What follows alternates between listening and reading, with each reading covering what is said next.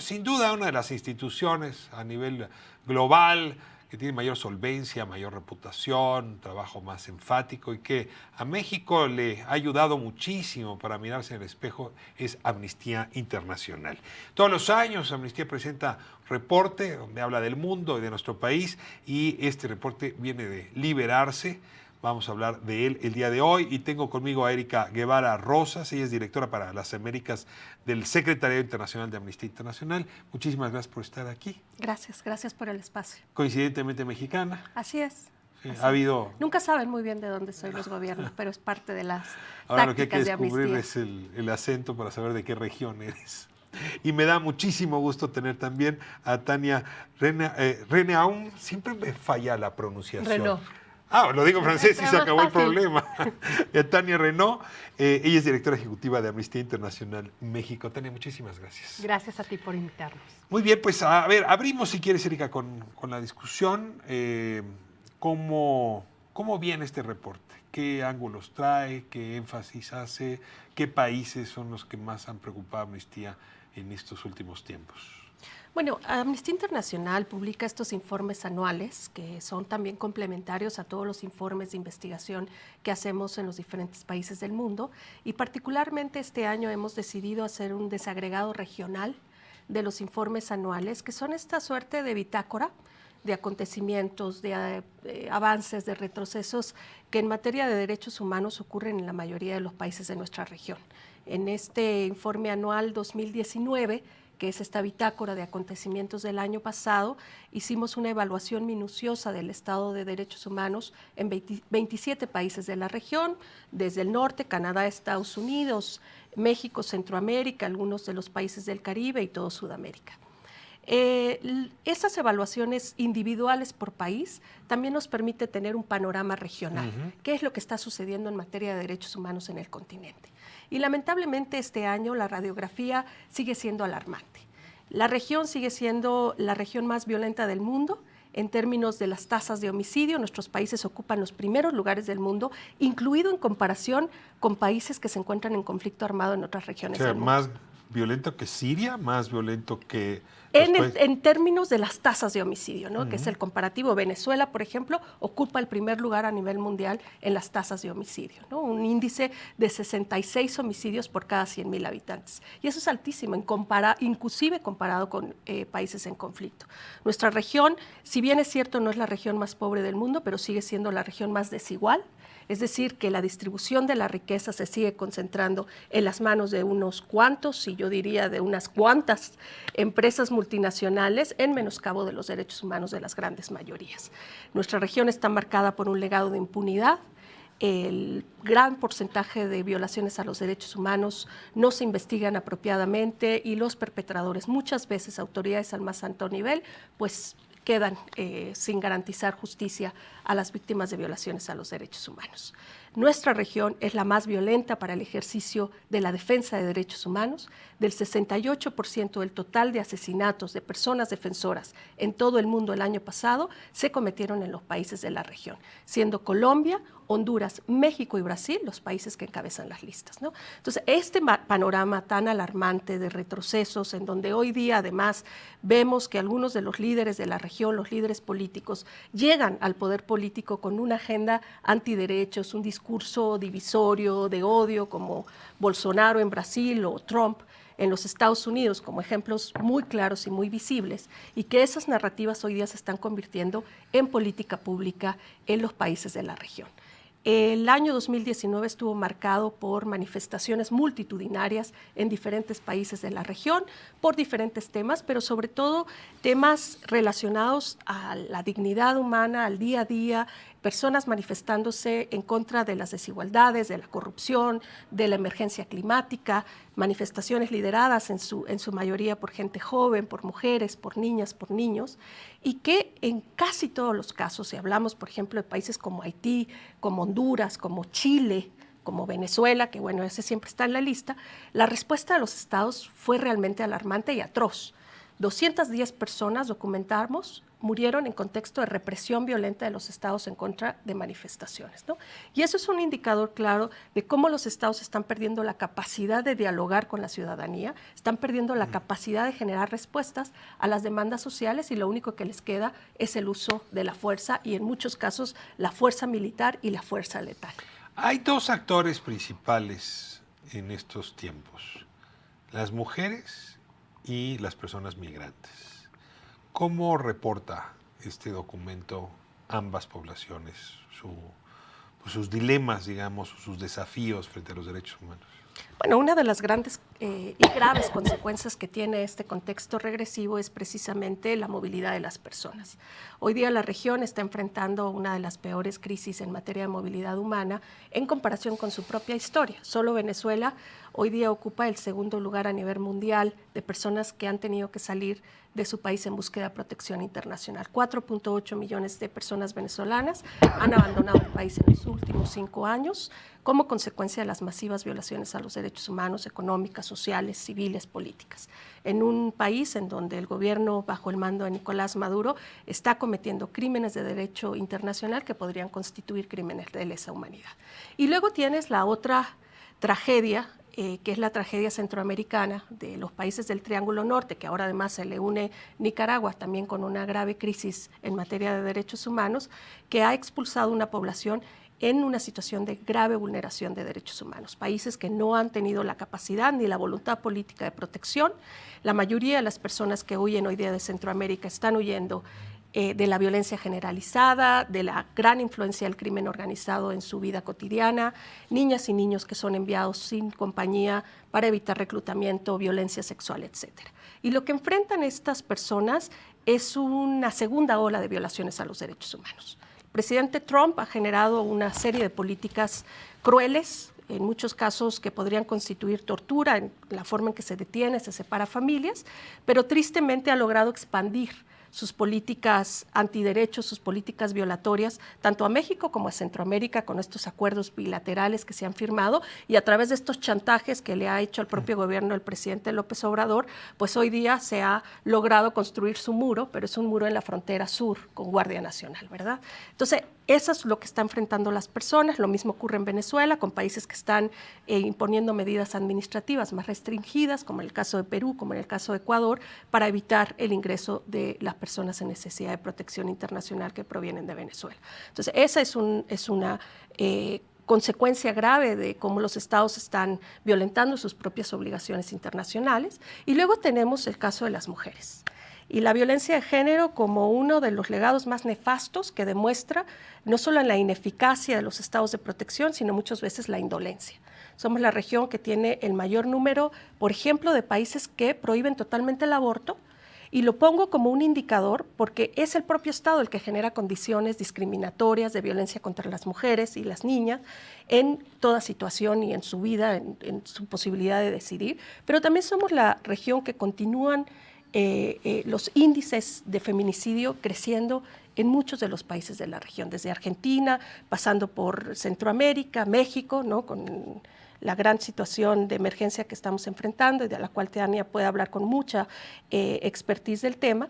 Y lo que vemos es eso, son políticas públicas ineficientes, enfocadas en el tema policial, de protección policial, pero no políticas integrales que busquen reducir la violencia. Pero solo con terminar para decir que uno de los símbolos más esperanzadores del año pasado, porque también hay cosas positivas, fue precisamente la movilización de mujeres y niñas, sobre todo la ola verde que venía desde Argentina y que contagió la región y que la sigue contagiando, de mujeres demandando respeto a su derecho a decidir, a la justicia reproductiva, y también mujeres y niñas levantándose en contra de la violencia de género y demandando a sus estados no solo la rendición de cuentas, sino un cambio paradigmático de política pública. Erika Guevara Rosas, directora para las Américas del Secretariado de Amnistía Internacional.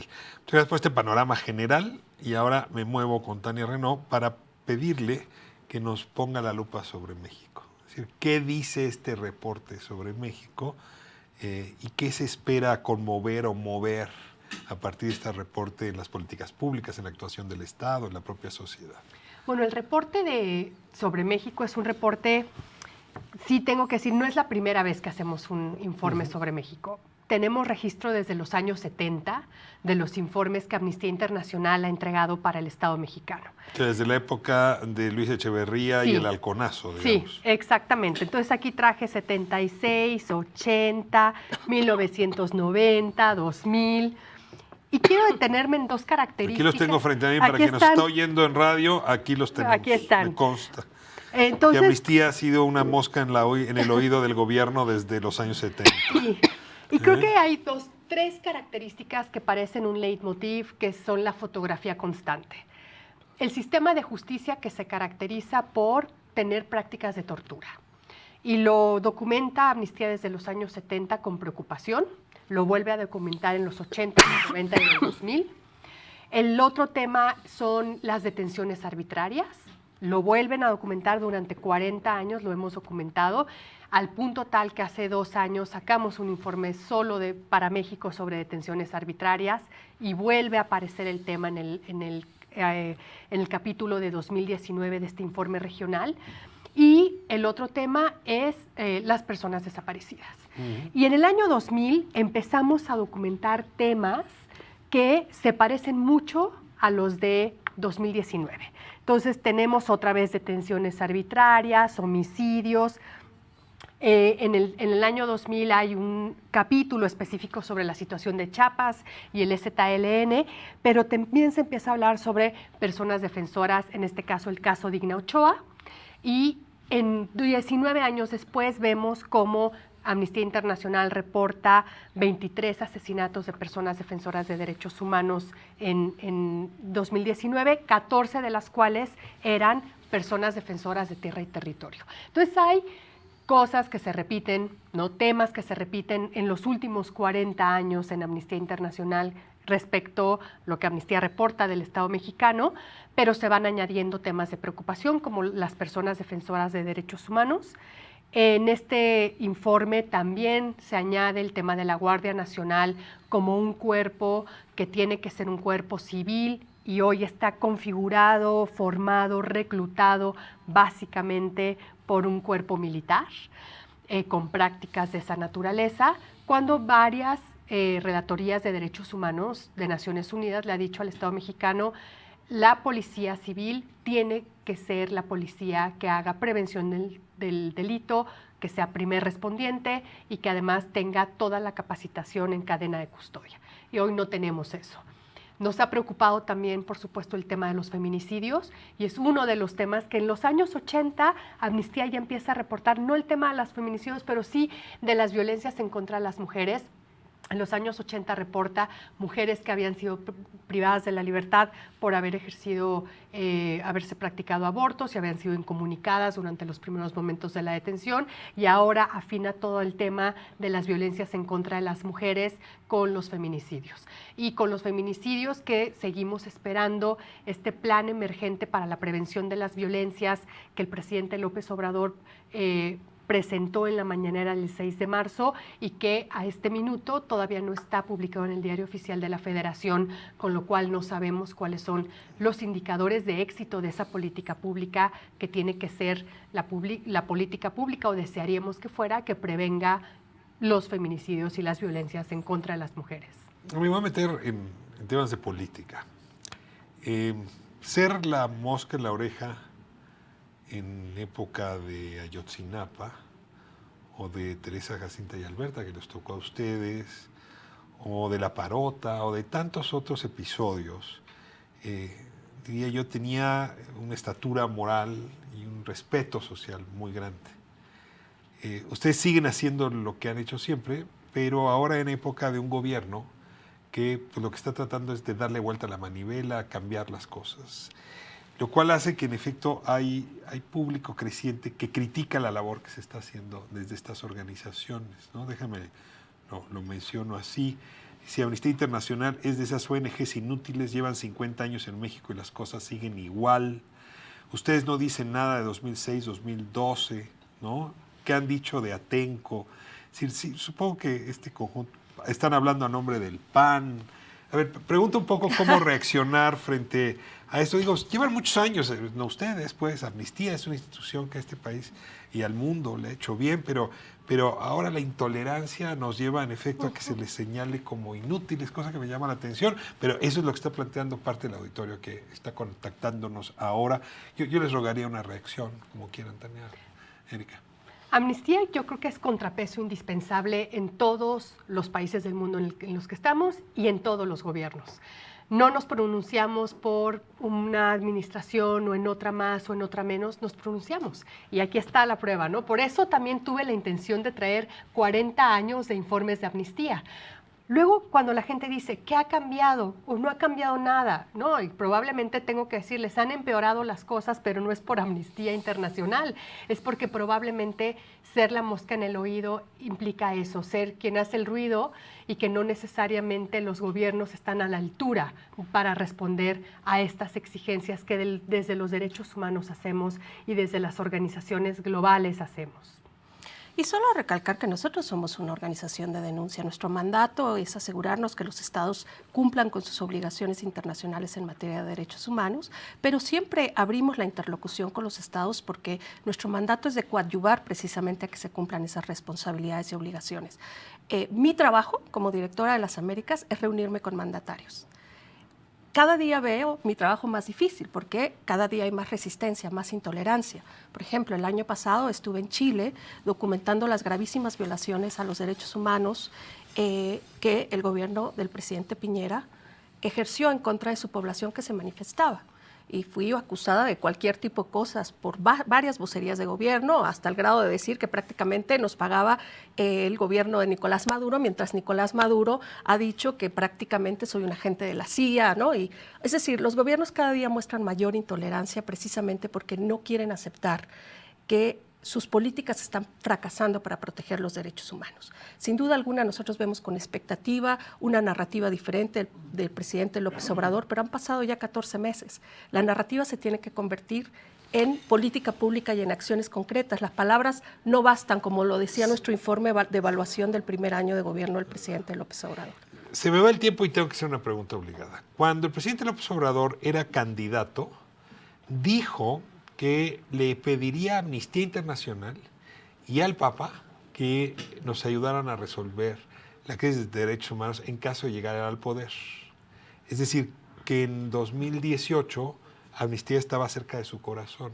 En abril de 2018, para ser exacta. ¿Qué tan cerca están del corazón del presidente hoy? Bueno, le hemos pedido ya 2 veces, le hemos reiterado inclusive con una carta abierta una solicitud de reunión. Nos parece que el presidente y su gobierno al más alto nivel, o sea, él es quien tendría que poner la prioridad de los derechos humanos. No hemos recibido respuesta y seguiremos a la espera. Él nos hace llegar una carta. Les invitó en 18 a hablar, pero sí, no se materializó. Pero no se materializó, a pesar de que, por supuesto, nos accionamos pronto para que así fuera, con él y con todos los candidatos, porque nosotros somos una organización apolítica, imparcial, pero no se dio el encuentro con el presidente. ¿Y al Papa presidente. le ha ido mejor?